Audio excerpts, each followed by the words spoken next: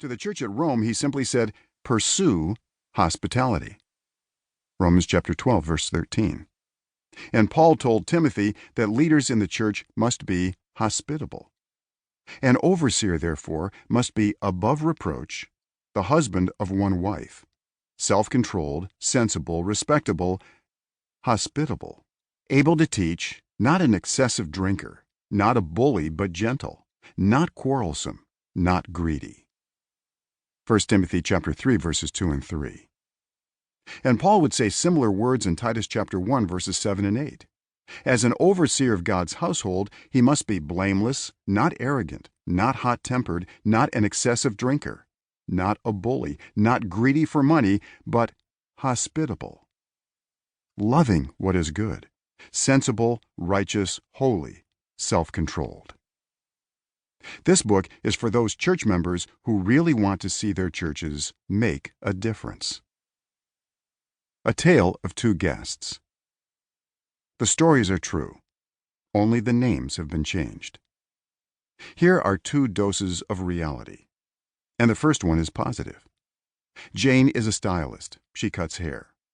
On this particular day, she cut my hair.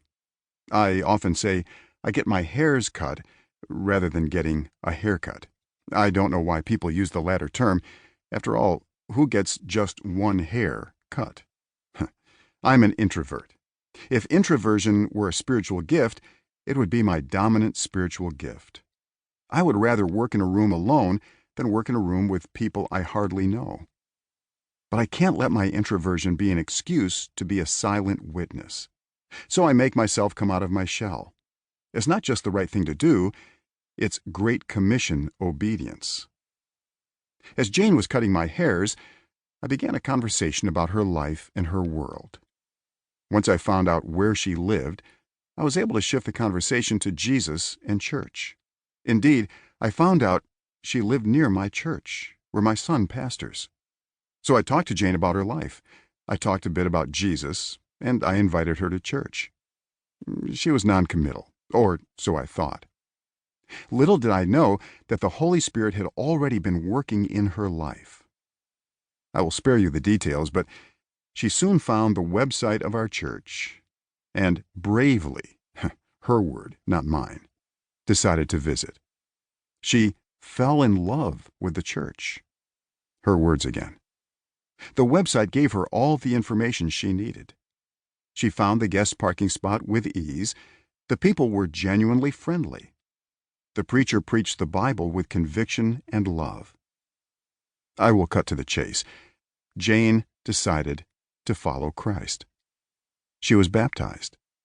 And now she is smiling, enthused, and an active member of the welcome team ministry of our church. Great story, huh? Well, let me share another story, one that is not so great. His name is Ryan.